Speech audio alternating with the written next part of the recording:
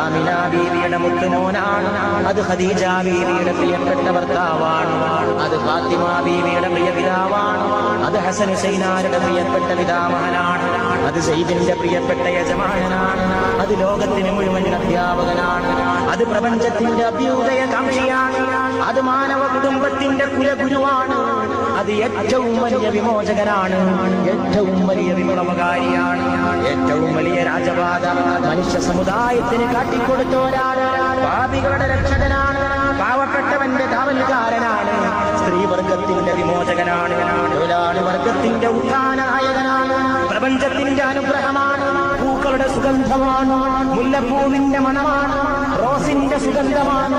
മറ്റു വല്ല പൂക്കളും ഉണ്ടെങ്കിൽ എല്ലാ പൂക്കളുടെയും നിറവും മണവും കൂട്ടിച്ചേർത്ത് വെച്ച മുഹമ്മദാണ് സല്ലല്ലാഹു അലൈഹി വസല്ലം.